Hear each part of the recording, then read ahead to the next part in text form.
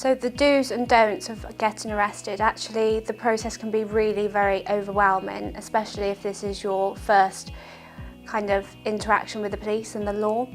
And so this video is really designed to just be a quick fire do's and don'ts of when you're actually getting arrested, things that you must ensure that you don't do, which will put you at a detriment, and things that you must ensure that you do to maximise your chances of a successful defence, or at least the best outcome in your case.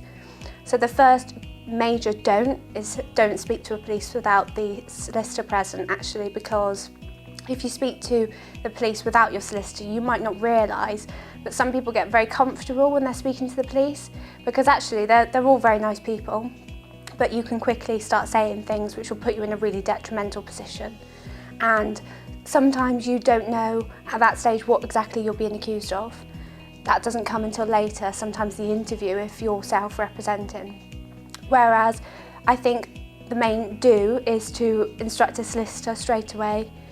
Don't speak to the police without your solicitor present. Wait for your solicitor to arrive before you speak to the police, and take on board their advice.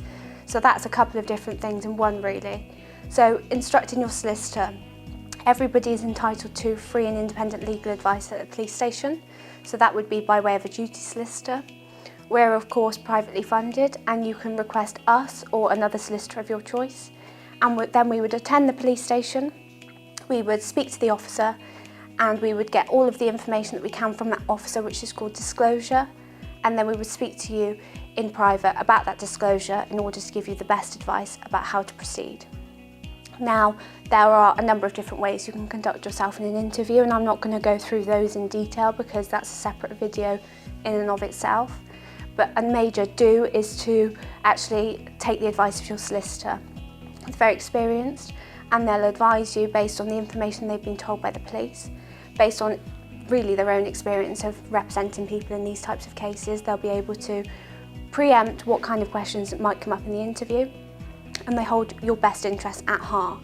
So I know it can be very overwhelming and quite an intimidating experience, but do listen to your solicitor and take on board their advice, because their advice will inevitably assist you. I think another don't is when you're speaking to the police, if you are speaking to the police, some people get quite frustrated. Some people say things that they shouldn't say, and once they're said, they can't be unsaid, because actually everything in the police station is recorded. The officer will often have a body-worn camera that's on, but also, if you look up in a police station, there'll also be microphones and cameras almost everywhere. So you need to be very careful what you're saying, because once you've said it, it can't be unsaid. Also, I think another important thing that lots of people don't realise is that although you might want to rush and get the interview over with, actually to rush it might put you in a much more detrimental position, and it might result in the case being taken further, which of course will be incredibly distressing to you and your family. And so if you take your time, wait for your solicitor instead of just hurrying it along to get into the interview, that will definitely stand you in good stead.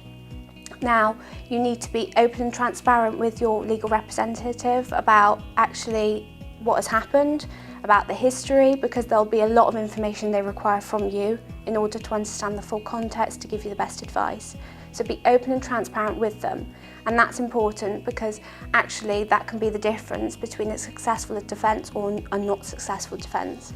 Now, your solicitor can't work miracles. Some people may think that having a solicitor just present might mean that the police can infer guilt from that, which isn't correct. Some people think it might make them look worse if they've got a solicitor. That's not correct legally. You're entitled to have a solicitor, everybody is, and actually it's your right, so you should exercise it. And I think they're the main do's and don'ts, but of course if you need any legal advice, please contact us. If you find yourself arrested in a situation whereby you haven't got access to the internet or anything like that, you can request Kidwells Solicitors and they'll put you through to us, and we will assist you to ensure that you have the most successful defence.